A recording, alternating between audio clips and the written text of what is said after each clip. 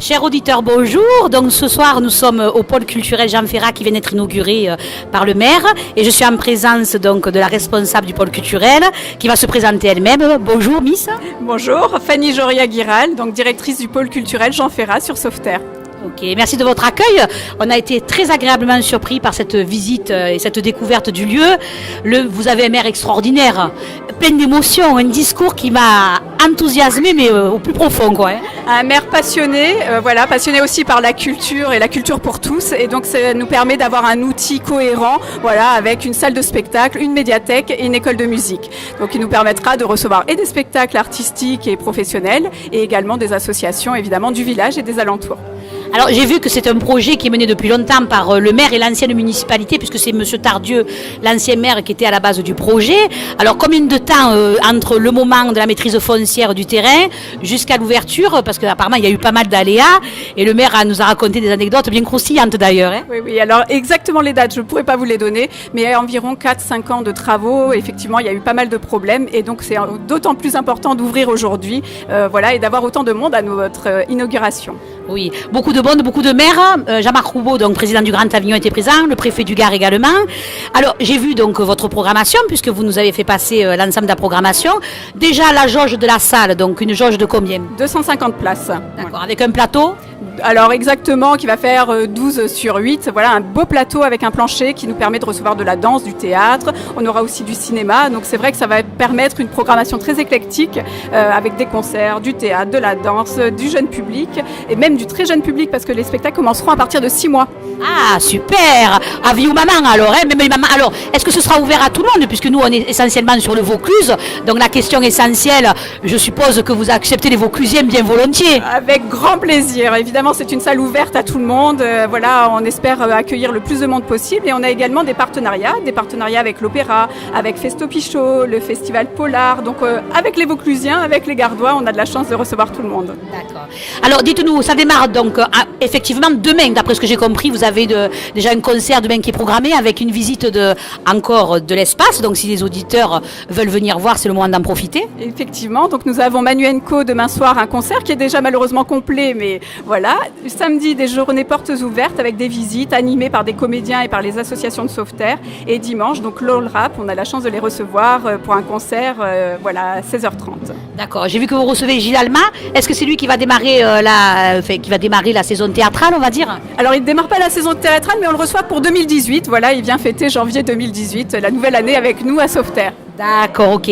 Donc c'est vous qui allez vous occuper de la programmation, je suppose, Fanny. Oui, effectivement. Donc là, déjà, cette première programmation, j'ai pu la choisir grâce à mon expérience, à un réseau, à notre connaissance du théâtre. Alors justement, Fanny, d'où venez-vous ? Qui vous êtes ? Alors, je suis sauveterroise, mais metteur en scène depuis une dizaine d'années. J'ai la chance de pouvoir montrer régulièrement des spectacles à l'autre scène à Vedène, à l'Opéra et d'ailleurs. Donc, on tourne beaucoup dans toute la France, même avec des spectacles. Et là, aujourd'hui, on m'a donné la possibilité d'avoir une vraie programmation dans un lieu avec un outil formidable dans le village dans lequel j'habite. Donc metteur en scène, dites-nous un peu ce que vous avez fait jusqu'à présent. Alors vous avez monté des spectacles pour le festival, je suppose ? Alors des festivals, oui effectivement, mais beaucoup d'opéra, de théâtre, du jeune public, Donc c'est vrai que je suis à peu près à une quarantaine même de spectacles actuellement, et qui tournent partout. Donc et ça permet d'allier vraiment donc la création et également la programmation. Donc vraiment. Et le maire alors m'a beaucoup ému dans son discours, déjà par sa spontanéité. Et puis, il a vécu ce projet pleinement. J'ai cru comprendre que vous avez eu des aléas malheureusement avec des entreprises qui ont fermé. Là, il est requinqué, votre maire là. Oui, je pense qu'il est très content. Effectivement, de voir l'aboutissement d'un projet qui justement a duré des années, c'est vrai que comme pour tout, comme pour un spectacle qui se crée, il y a la vraie création d'un lieu culturel, et je pense que c'est une chance pour Sauveterre. D'accord. L'école de musique, accessible à partir de quel âge ? Alors, accessible exactement, je pense que c'est à partir de 5-6 ans. Il faudrait en parler donc à Nathalie Vita, responsable de l'ALS Musique. C'est une école qui évolue, qui s'accroisse avec des locaux donc vraiment plus adaptés aujourd'hui, avec une meilleure acoustique, avec des horaires plus ouverts. Donc, ça nous permet quand même de développer notre école de musique qui fait partie des écoles associées du Grand Avignon. D'accord. Voilà.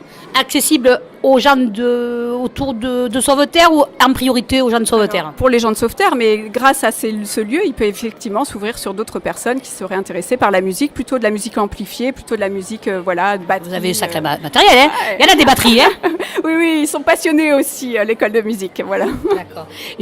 Une autre petite question au niveau de la bibliothèque. La bibliothèque elle aura des horaires, une amplitude de... Parce qu'apparemment, ça risque d'évoluer, d'après ce que j'ai compris. Oui, alors pour l'instant, à 15 heures d'ouverture tout public, donc c'est-à-dire le mercredi toute la journée, le samedi toute la journée, et le vendredi de 16h à 19h, donc un peu en nocturne pour permettre aux gens qui travaillent de pouvoir accéder donc à la médiathèque. On espère pouvoir ouvrir plus dans les années qui viennent. Ça dépendra de l'affluence. On espère. Surtout, monsieur le préfet vous a annoncé des bonnes nouvelles. Il faut les retenir, celles-là. On va attendre. Voilà. Mais en tous les cas, on est ravis de pouvoir déjà ouvrir et on travaillera également avec les écoles de sauveterre et les écoles aux alentours avec des horaires d'ouverture dans la semaine adaptés au temps scolaire. Alors, est-ce que c'est le pôle qui va centraliser tout ce qui est réservation pour les prochains spectacles à venir? Comment vous allez procéder? Oui, le pôle culturel ouvre donc sa billetterie le 27 septembre, ce qui nous permettra d'accueillir le public à ce moment-là et de réserver toutes les places pour l'année parce qu'on a une programmation qui va jusqu'en juillet 2018. On a la chance de recevoir l'opéra, donc là dans ce cas c'est une réservation directement à l'opéra. Voilà, mais tout est super bien expliqué dans notre programme et sur notre site internet. Alors justement, on va rappeler donc le site, le numéro de téléphone également où les gens... Non voilà, déjà au moins le site, ça c'est sûr. Et puis moi de toute façon je me ferai un plaisir de mettre aux auditeurs l'ensemble des coordonnées que nous avons sur le catalogue. Donc c'est www.pôlecultureljeanferrat.com. Voilà, donc vous trouverez toutes les informations, toute l'actualité du pôle culturel facilement, 24 heures sur 24. Donc, amis Vauclusiers, amis Gardois, vous savez ce qu'il vous reste à faire. Direction le pôle culturel Jean Ferrat. Et un grand merci à Madame Ferrat d'avoir prêté donc gentiment le nom de son mari, qui serait vraiment content de cette initiative, je pense. Qu'est-ce que vous en pensez, Fanny? Je pense qu'il serait ravi. C'est vraiment de la culture pour tous, intergénérationnelle. Le plaisir de recevoir à partir de 6 mois jusqu'à... On ne dira pas jusqu'à. En tous les cas, merci beaucoup. Merci à vous, Fanny, et bonne chance, bonne continuation et plein de projets pour vous. Merci beaucoup.